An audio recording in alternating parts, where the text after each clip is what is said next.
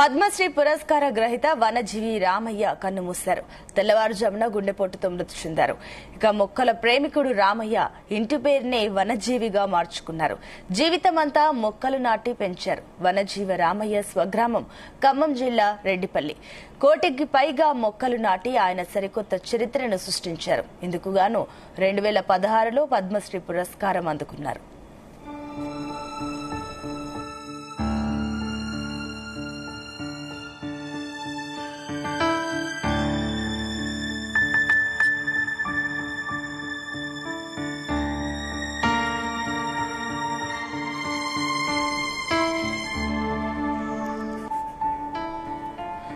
పద్మశ్రీ పురస్కార గ్రహీత వనజీవి రామయ్య కన్నుమూశారు.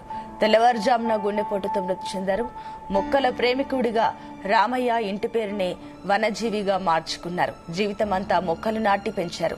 వనజీవి రామయ్య స్వగ్రామం ఖమ్మం జిల్లా రెడ్డిపల్లి. 1 కోటికి పైగా మొక్కలు నాటి ఆయన సరికొత్త చరిత్రను సృష్టించారు. ఇందుకుగాను 2016లో పద్మశ్రీ పురస్కారం అందుకున్నారు.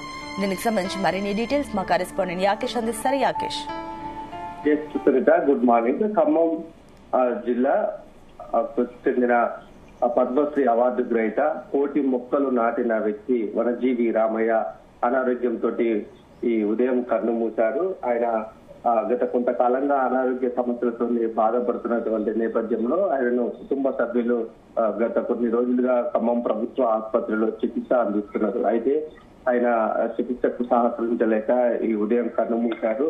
దీంతో ఖమ్మంలో విషాద ఛాయలు అందుకున్నాయని చెప్పుకోవచ్చు. ప్రధానంగా రెడ్డిపల్లి ప్రాంతానికి చెందిన రామయ్య గత 40-50 సంవత్సరాల నుంచి కూడా ఖమ్మం జిల్లాతో పాటు పరిసర ప్రాంతాల్లో పెద్ద ఎత్తున కూడా మొక్కల నాటడానికి శ్రీకారం చుట్టారు. 50 సంవత్సరాల నుంచి కూడా ఈ కార్యక్రమాలు చేస్తూ ఖమ్మం జిల్లాలో ఎక్కడ చూసినా కూడా వనజీవి రామయ్య నాటినటువంటి చెట్లే కనిపిస్తాయి. ఇప్పుడు ఆయన నాటిన చిన్న మొక్కలే మహావృక్షాలుగా ఖమ్మం జిల్లాకు ఎంటర్ అయితే కనిపిస్తాయి.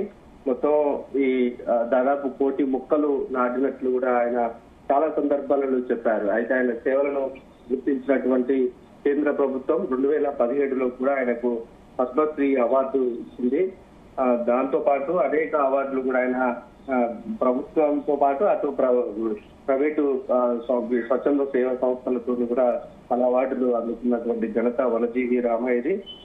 అనేక సేవా కార్యక్రమాలు కూడా చేస్తూనే మొక్కల పెంపకం మీద ప్రజల్లో పెద్ద ఎత్తున అవగాహన కల్పించారు. ఆయన బయటికి వెళ్తే ఒక ఆహార్యం కనిపించేది, వృక్షం రక్షితి అంటూ కూడా ఒక బోర్డును తగిలించుకొని ఒక వాహనం మీద ఆయన ఎక్కడికైనా బయలుదేరేవారు. అనేక కార్యక్రమాలకు కూడా పాల్గొన్నటువంటి నేపథ్యంలో ఆయన మొక్కల పెంపకం మీద ప్రజలకు అవగాహన కల్పించేవారు. చిన్న చిన్న మొక్కలు ఇవన్నీ మహావృక్షాలుగా కనిపిస్తాయంటే అది వనజీవి రామయ్య అని కూడా చాలా మంది అనుకుంటారు. 2017లో పద్మశ్రీ అవార్డు ఇచ్చిన కేంద్ర ప్రభుత్వం ఆయన సత్కరించిందని చెప్పుకోవచ్చు. అంతకు ముందు కూడా 1995లో భారత ప్రభుత్వం కూడా ఆయనకు వనసేవ అవార్డును ఇచ్చింది. అట్లాగే కొన్ని స్వచ్ఛంద సేవా సంస్థలు కూడా పలు అవార్డులు ఇచ్చి ఆయన ఘనంగా సత్కరించినటువంటి పరిస్థితి. అయితే మహారాష్ట్ర ప్రభుత్వం కూడా వనజీవి రామయ్య జీవితాన్ని ఒక పాఠ్యాంశంగా ప్రవేశపెట్టింది. అక్కడి తెలుగు విద్యార్థుల కోసం రామయ్య జీవితాన్ని ఒక పాఠ్యాంశంగా రూపొందించారు. 9వ తరగతి తెలుగు పుస్తకంలో రామయ్య జీవితాన్ని అక్కడ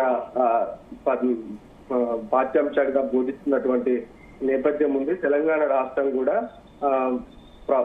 6వ తరగతి సాంఘిక శాస్త్రంలో వనజీవి రామయ్య జీవితాన్ని కూడా ఒక పాఠ్యాంశంగా ముద్రించి విద్యార్థులకు కూడా ఆయన జీవితాన్ని ఎట్లా ముందుకు తీసుకెళ్లారు, మొక్కల పెంపకం మీద ప్రధానంగా ఎలాంటి దృష్టి పెట్టారు, పర్యావరణ పరిరక్షణ కోసం ఆయన చేసినటువంటి కృషి ఏంటి అనేది కూడా విద్యార్థులకు పాఠ్యాంశంగా కూడా చెప్తున్నటువంటి ప్రభుత్వం. అటు మహారాష్ట్ర, తెలంగాణ ప్రభుత్వం అనేక సేవా కార్యక్రమాలు చేసినటువంటి వనజీవి రామయ్య చనిపోవడం బాధాకరం. వనజీవి రామయ్యకు భార్య, 4 కుమారులు, 1 కుమార్తె ఉంది. కుమారులు కూడా 2 మృతి చెందారు. ఒక కుమారుడు తనకు సహాయంగా అక్కడే ఉంటూ ఆయనకు చేదోడు వాదోడుగా ఉంటున్నారు. కూతురులకు కూడా పెళ్లిపోయాయి. అయితే కొంత కాలంగా ఆయన అనారోగ్య సమస్యలతోని బాధపడుతున్నారు. ప్రధానంగా కొంత ఆయనకు వినికిడి సమస్య చాలా కాలంగా వేధిస్తా ఉంది.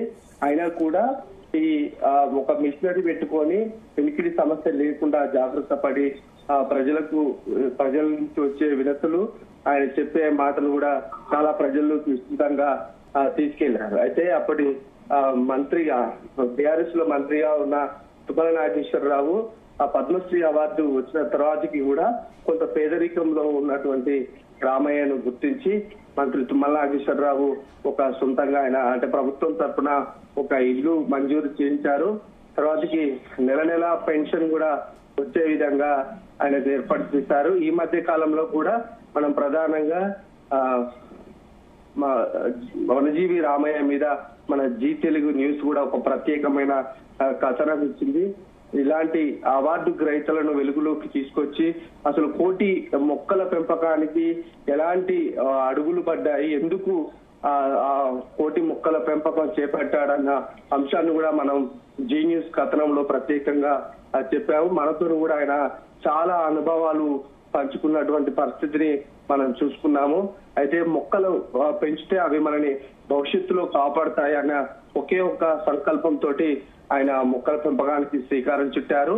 ఎండాకాలం వచ్చిందంటే చెట్ల నుంచి రాలిపడేటువంటి గింజలను చాలా జాగ్రత్తగా సేకరిస్తారు. అట్లా కొన్ని లక్షల గింజలు సేకరించినటువంటి రామయ్య వర్షాకాలం ప్రారంభంలోనే వాటిని చాలా జాగ్రత్తగా ఖాళీ ప్రదేశాలు, ఫంక్షన్ హాల్లు, రోడ్లకు ఇరువైపులా చెరువు గట్ల మీద కూడా పెద్ద ఎత్తున కూడా ఈ విత్తనాలను చల్లి ఆ మొక్కలు పెరిగి వాటిని సంరక్షించే బాధ్యత కూడా ఆయన తీసుకుంటారు. ఆయనకు తోడు భార్య కూడా తోడు నీడగా ఉండేది. మొక్కల పెంపకానికి ఆమె కూడా కృషి చేస్తున్నటువంటి పరిస్థితి. వనజీవి రామయ్య చనిపోయినటువంటి నేపథ్యంలో మృతదేహం ఖమ్మం ప్రభుత్వ ఆసుపత్రిలో ఉంది. మరి కాసేపట్లో రెడ్డిపల్లి ఆయన నివాసానికి చేరుకోబోతుంది. అనేక మంది ప్రముఖులు, రాజకీయ నేతలు కూడా ఆయనకు ఇప్పటికే నివాళులు అర్పిస్తున్నటువంటి పరిస్థితి. మరి కాసేపట్లోనే ఆయన స్వగ్రహానికి చేరుకుంటుంది. దానికి తగిన ఏర్పాట్లు కూడా కుటుంబ సభ్యులు చేస్తున్నారు. Right Yakesh, thank you.